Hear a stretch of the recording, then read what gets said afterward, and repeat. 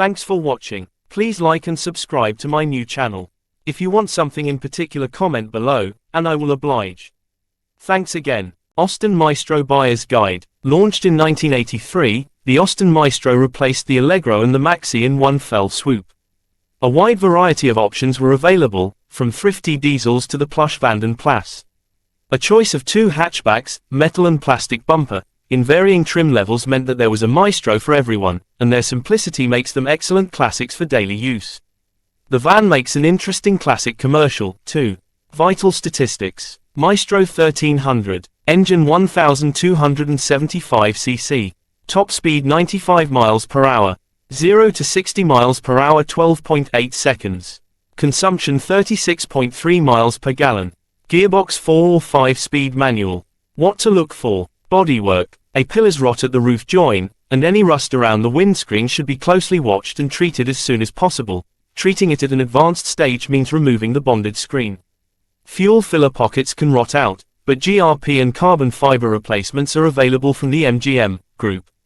Watch the front valances on metal bumper cars and vans as they attract stone chips and the inevitable blobs of rust. Both the front and rear valances on plastic bumper cars can rust. They weren't painted at the factory, and the first sign for many owners is the loss of the boot floor. Less serious is tailgate corrosion while they go underneath the rear window and along the bottom edge. The tailgate can be replaced easily should a spare be found. Metal bumpers in good condition are scarce, so try and find a car with good ones.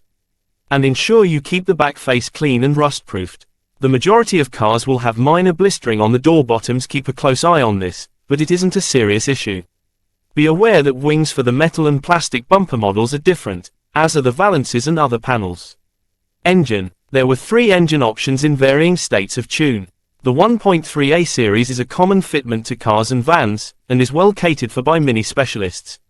The 1.6R series is a development of the E series as found in the Maxi and Allegro. No nasties here, and there's no need to worry about cam belt changes as it has a chain.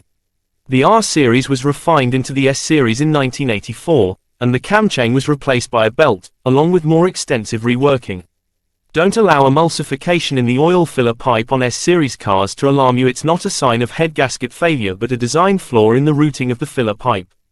Diesels used a development of the O series known as the MDI or Perkins Prima, which has many fans due to its economy and torque characteristics. Running gear. Most Maestros have a VW gearbox which can be notchy in use, and the linkages are prone to popping off the box when worn.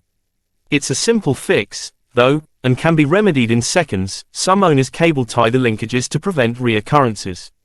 Diesels and MGs use the Honda-designed PG1 gearbox from the Montego.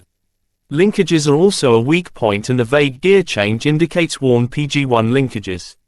Front wheel bearings wear quickly and are not the simplest of fixes. Also take care to examine the steering components carefully on cars with PAR fitted. Interior. As befits a small family car of the 1980s, there were myriad specifications, trim materials and colors. While it is too tempting to choose the model with the brownest interior, this trim is prone to disintegration, and many cars have had trim panels replaced with grey items due to the scarcity of good brown parts. Grey, blue and cream trim items do not have this issue, with grey being the easiest to source replacement parts.